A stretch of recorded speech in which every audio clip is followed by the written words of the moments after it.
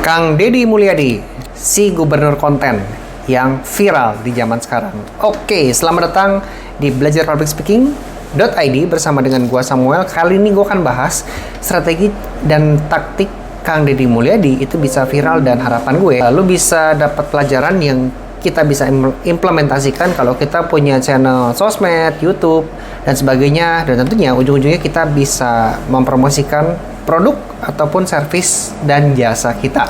Oke, kita akan belajar dari Deddy Mulyadi. Gue akan bagi ke dalam beberapa bagian. Oke, bahas apa aja. Pertama, gue akan bahas kenapa Kang Deddy Mulyadi, si gubernur konten, bisa viral. Yang kedua, citra Raja Sunda. Bagian ketiga, gue akan bahas tentang kritik dan bahaya populisme. Yang keempat, apa kita harus takjub atau hati-hati.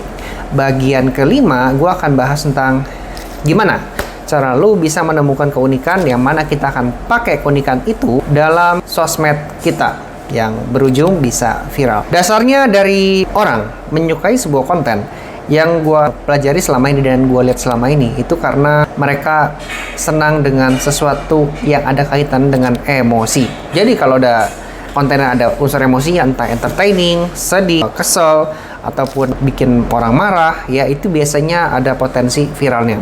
Nah, kalau kita lihat dari Kang Deddy Mulyadi, ya, dia tuh setiap kontennya itu kan sangat relate sama rakyat kecil, ya.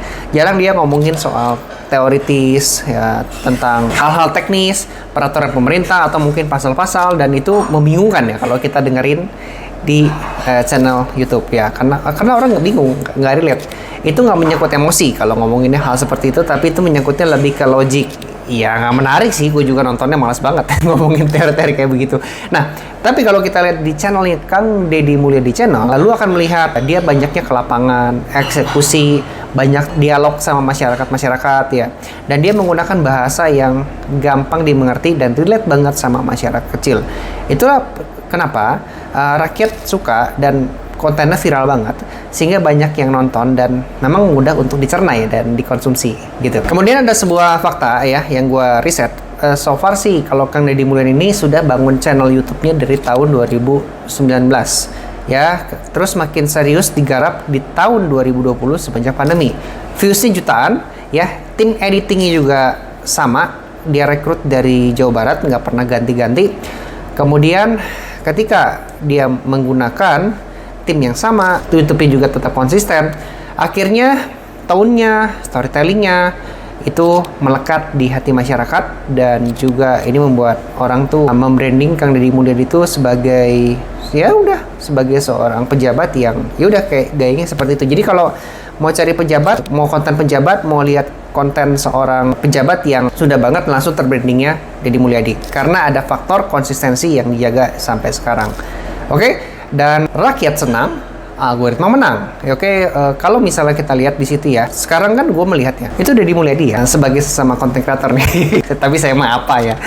Dia tuh menurut gue gimana ya? Bentar, gue masih cari kata-katanya dulu. Jadi menurut gue si Deddy Mulyadi ini sudah ala-ala sinetron cara ngeditnya itu. Lu bisa lihat ya, dikasih efek dramatisir, ada dikasih pergantian tone ketika ada unsur sedih-sedihnya, ada slow motionnya, ada shot in expressionnya gitu ya. Udah, ini gue berasa ini nonton konten gubernur lagi di lapangan, dokumentasi, atau nonton sinetron. Gue suka lihat, dan kadang-kadang feelsnya like reality show, tapi ini beneran kejadian gitu. Jadi kan wow, keren sih, menurut gue keren banget, salut lah. Nah, sekarang kita masuk ke bagian yang kedua ya, citra Raja Sunda. Nah, brandingnya menurut gue unik ya, dari gaya bicara, rumah bergaya Sunda, kereta kencana, bahkan cara duduk pun seperti pemuka adat. Oke, tapi anehnya tetap dekat sama rakyat. Jadi ini mirip-mirip narasinya The Benevolent King. Lu bisa cari di Google ya, Benevolent King, seorang raja yang peduli, yang belusukan, yang bawa kamera, dan ya bagi-bagi perhatian lah gitu. Kemudian dari psikologi brandingnya ya, icon dan ritual ya. Ada lukisan dirinya naik kuda, harimau putih, gamelan, bahkan kereta kencana yang pernah dipinjam Istana Negara waktu 17 Agustus.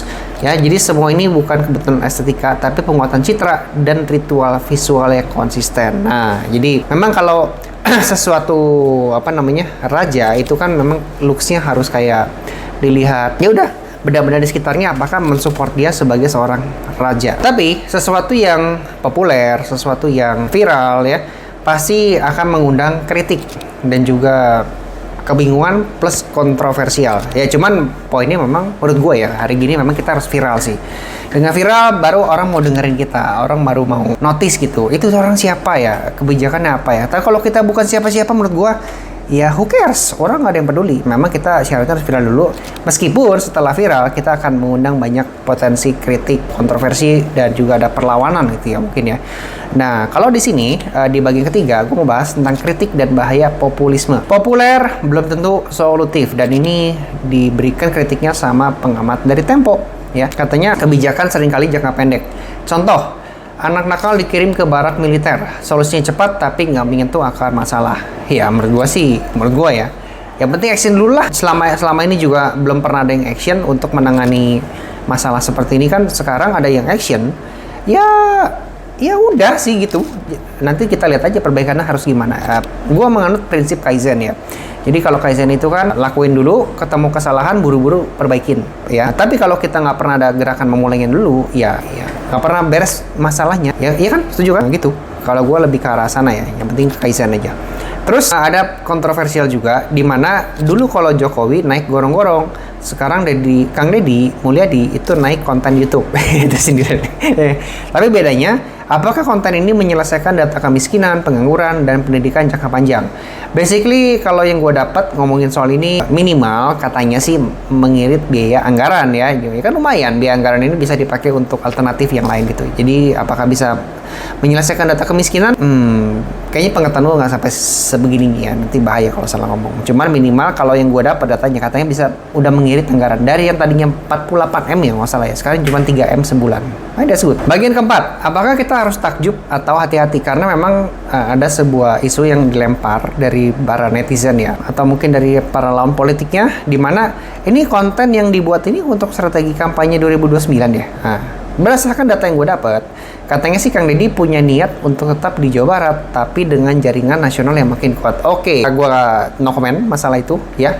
Cuman menurut gue ya, salah satu skill, salah satu hal, salah satu aset yang harus kita punya zaman sekarang itu adalah sosmed dengan followers yang banyak dan harus viral, dan kita juga harus populer. Karena menurut gue, influencer itu punya kekuatan untuk menggerakkan massa, untuk bisa menyebarkan sebuah berita, untuk bisa orang-orang tuh mau ngikut dia gitu ya. Makanya influencer itu kalau jualan barang, banyaknya ya, meskipun nggak semua, itu kalau dia meluncurkan sebuah produk, fansnya langsung ikut, followersnya langsung beli, dan itu bisa dilakukan dengan sekejap. Itu the power of influencer. Nah sekarang kalau kita punya kepopuleran, itu kita bisa mengajak massa menyebarkan berita dengan lebih gampang dan lebih mudah ya. Terlepas itu beritanya nanti buruk ataupun bagus, cuma minimal penyebaran itu lebih gampang. Jadi itu sebuah aset ya. Kalaupun nanti ada jadi kampanye 2009, I don't care ya. Ini kan juga bahasanya sangat-sangat ambigu ya. Tapi dengan jaringan nasional yang makin kuat, ya bisa aja nantinya dengan jaringan nasional makin kuat, makanya gue harus jadi presiden misalnya gitu kan, bisa aja ya. Iya itu bebas, gue nggak peduli urusan itu. Cuman gue sangat setuju ya kalau misalnya kita populer itu jadi sebuah keharusan. Kalau nggak populer susah kita untuk jualan barang, menyebarkan informasi bisnis, dan orang bisa kredibel sama kita tuh agak sulit ya. Dan gue pernah bikin sebuah konten, kalau kita mau networking dengan high people, memang salah satunya cara yang paling gampang adalah kita menjadi seorang influencer ya. Kita punya followers yang banyak, subscriber yang banyak, dan itu merupakan salah satu free pass ya, voucher untuk kita bisa networking sama mereka. Karena kalau kita bukan siapa-siapa, ya siapa yang mau networking sama kita ya? Kalau lo cuma pintar doang atau cuma punya nilai bagus doang, IPK bagus, mereka nggak butuh itu. Mereka butuh value yang lain yang sama-sama saling menguntungkan ya. Mungkin mereka akan kasih kita networking, tapi kita juga bisa kasih mereka promosi, kasih mereka ilmu. Teman kan ilmu itu harus didukung sama hasil. Kalau nggak ada hasil, cenderung orang lu mau bacot gitu, apaan sih gitu. Nah itu yang gue dapat sejauh ini. Jadi menjadi influencer dengan subscriber dan followers yang banyak, that's really good, dan itu dibutuhkan di zaman sekarang. So, gue setuju dengan apa yang Kang Deddy Mulyadi lakuin sekarang. Nah, sekarang kalau kita sudah masuk ke dalam bagian kelima ya. Jadi, lu sudah paham semuanya, dan kita sudah belajar dari studi kasus Kang Deddy Mulyadi. Cuman, kenapa lu masih belum nggak nempel, nggak dikenal? ya, nggak punya ciri khas. Oh, ini pasti kontennya si A, kontennya si B. Itu padahal udah bikin tiap hari tapi masih kayak biasa-biasa aja. Kemudian orang don't know about you gitu ya. Jadi itu yang mau gue bahas di part yang sekarang. Gue akan bagi ke dalam 5 bagian, bener ya.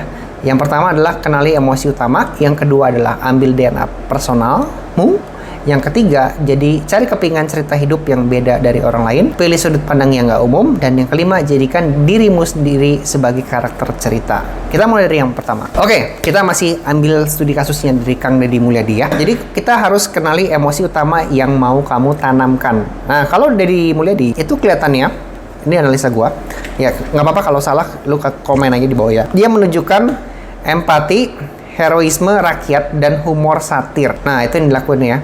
Jadi kalau kita belajar dari Kang Deddy Mulyadi, dan gue mau lempar sebuah pertanyaan sama lo semua, mau dikenal sebagai apa nih kontennya? Apakah konten yang suka bikin orang ketawa, berpikir, atau tersentuh? Itu juga jadi ini ya, lo jawab ya.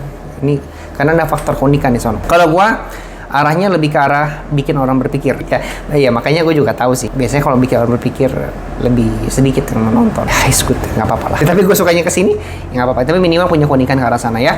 Jadi kalau teman-teman cari ilmu komunikasi, konten komunikasi yang ada teorinya, metodenya, ya this channel is really good. Mempromosikan diri sendiri.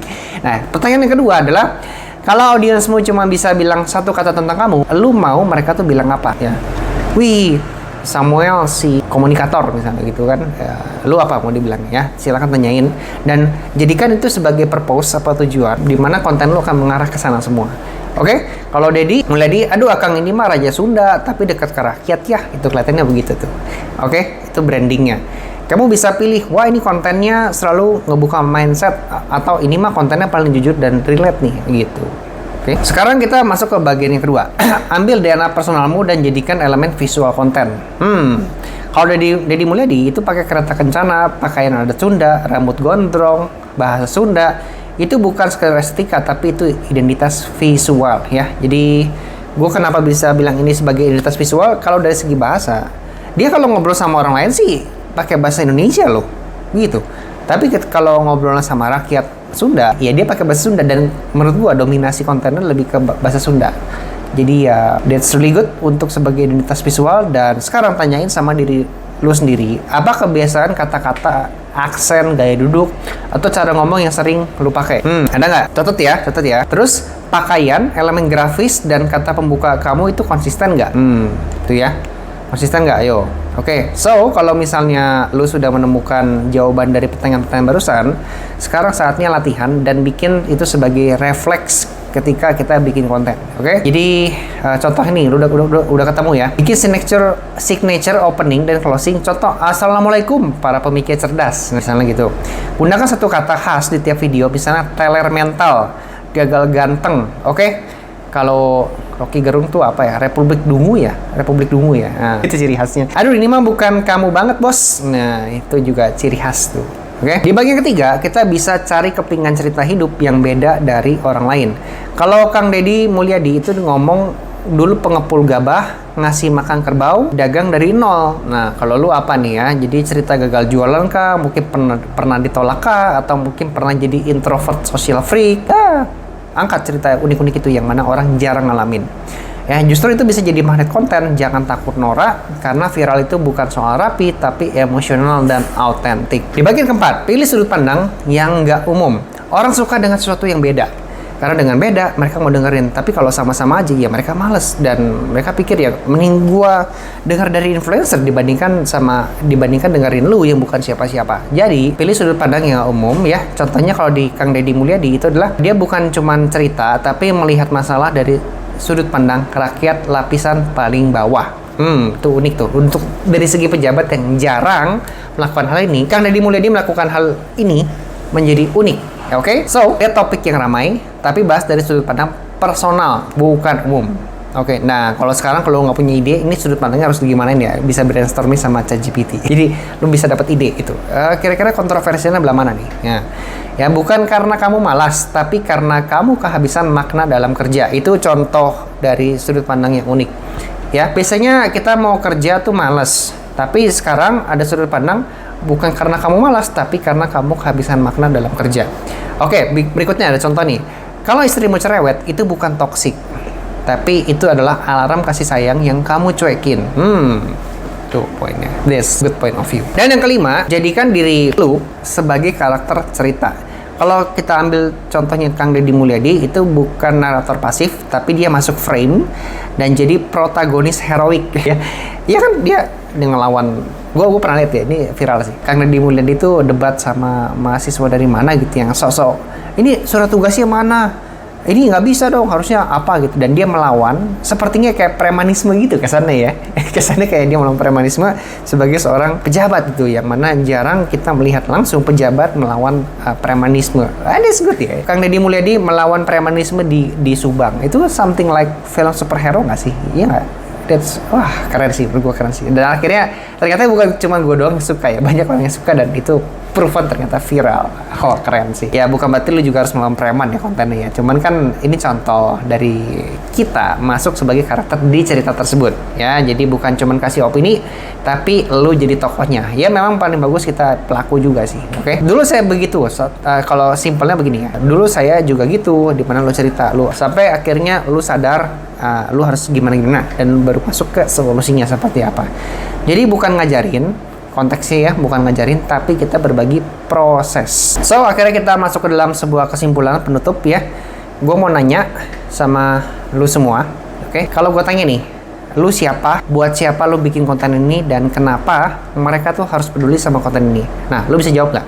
Kalau belum bisa jawab, ini saatnya lu merenung. Lu siapa? Untuk siapa konten ini dan kenapa mereka tuh harus peduli? Karena ini penting banget untuk kita bisa mengarahkan konten kita ke dalam purpose dari sudut pandang si penonton. Ya kalau misalnya kita bikin konten untuk diri kita sendiri, untuk show off, ya nggak ada yang nonton, ya kan? Ya nggak sih? Walaupun nonton juga ya paling 30 detik, ya seperti yang gue lakuin dulu. Gue bikin bahasanya terlalu planet gitu kan, gue terlalu teknis ngomongnya, dan ya akhirnya nggak ada yang nonton sih. Seperti dulu, lu bisa lihat lah viewers gue ya.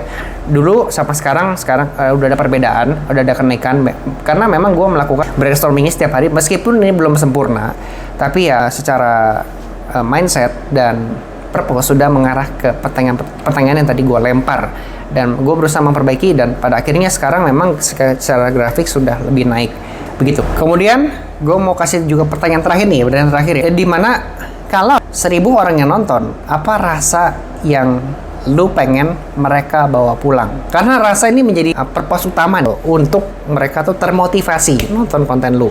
Kalau gue kepengen banget ya kalau orang-orang yang nonton konten ini merasakan aha moment, merasakan ini ya, kepalanya wah dapat ide baru nih untuk gue implementasi, dan mereka merasa wah, gue dapat teori baru, pelajaran baru yang mana ini bisa gue pakai ke dalam komunikasi sehari-hari. Itu yang pengen gue dapat. Jadi makanya gue berusaha kalau gue ngomong dari sudut pandang gue sebagai penonton.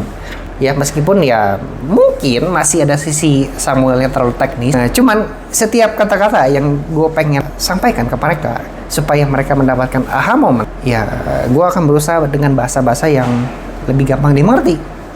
Nah, jujur ini gue ngomong bukan pakai gua lu ya. Basically gue bukan ngomong gua lu ya. Cuma karena gue merasa target audiensnya umur 25 sampai dengan 40, dan kebanyakan ini gua lu ya, dan gue merasa juga lebih all out ya ngomong kayak begini.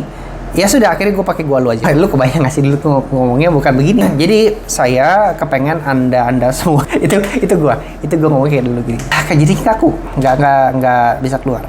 Oke, so itu dia untuk materi sekarang ya. Thank you sudah menyaksikan sampai akhir, dan I hope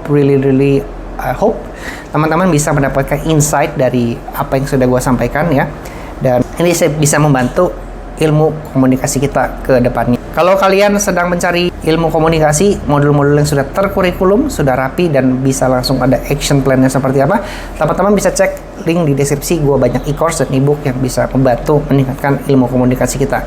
Dan channel ini membahas tentang ilmu komunikasi seperti selling, negosiasi, membangun networking, relationship, dan cara pitching, cara presentasi di depan umum, public speaking tentunya. Dan kalau lu suka dengan pembahasan seperti ini, langsung aja subscribe Dan jangan lupa untuk nyalain tombol loncengnya sebelah sini ya. Jadi kalau gua upload video yang baru, teman-teman bisa langsung dapat update-nya secara cepat. Ilmunya juga langsung update secara cepat juga. Sampai jumpa di video berikutnya.